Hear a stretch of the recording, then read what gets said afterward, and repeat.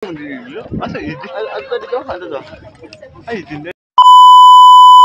day in my life as a full-time content creator mom. So for today's video guys, so nangadto mi ani og manghilaw kay managkot sa dakong cross. So mao ni mong naandan nga kada Huwebes Santo ug Biyernes Santo nga managkot mi. Ug sa dihang naabot nami nangita mi og kaplastaran sa among motor para safety sad. Ug after na nagsugod nami og hinay-hinay og lakaw para in taon maabot kay layo pa kay ni mong lakawanan guys. Grabe, tumoy sa pungtod.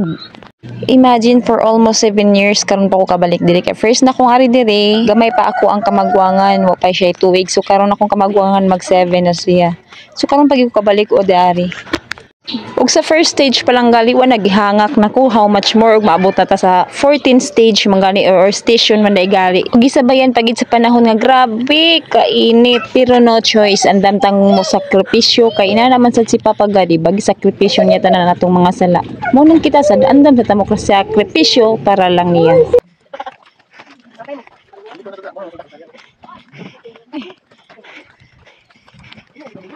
O gani nga time guys, grabe nagig ko kahalhal ani. Og iro pa murag nanguwag ba.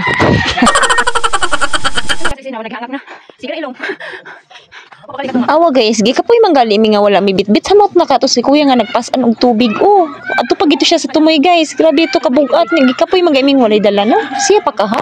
Mo lagi ingon guys nga sakripisyoha ang tanan para kaniya. Ug sa dihang naabot na gid mi sa station 7. So sa out of station 14, napami sa katunga. Uy, grabe pa kalayo. Pero kira madara na pero kira.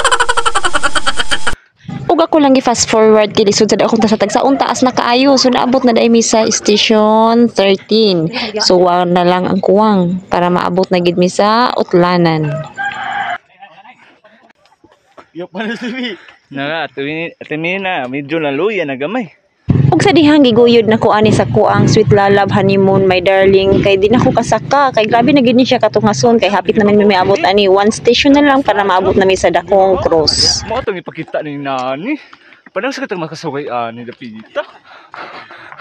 Medyo mapiit kita gamay ani. Salamat kay dong magitugot og 20 ha.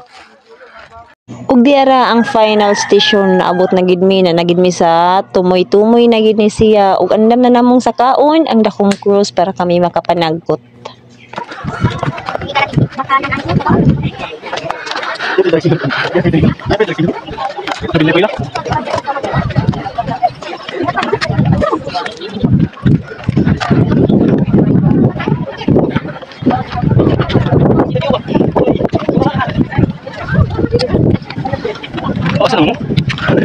Ug sa dihang naabot na gid mi miyaka usa mi sa among kakapoy total daghan pa masang tawo nga nagdot-dot sa dakong cross nga nanagkot magpaabot usa mi nga mahawan-hawan ug nag-captured lang usa mi sa view tanawan niyo makita gid tanan astang syudad makita.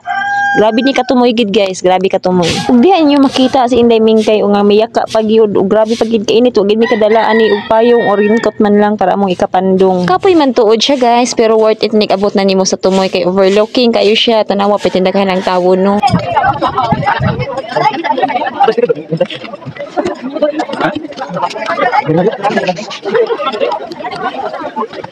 Ug nagsuksok sa kupapil ani sa dakong cross kay usa sa ni nga nagahatag og tupad sa imuhang mga wishes. Ang uban nagadaog tawil para ihitrapo sa ilahang mga gipamati.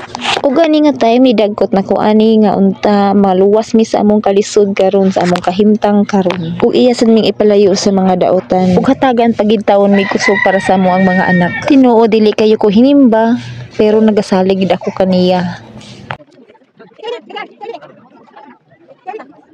Ug dili lang kayo nakutaason kay magtaas naman gyud. So thank you for watching guys. Dili lang ko taman. Dili lang taman akong video ba dili ako ha.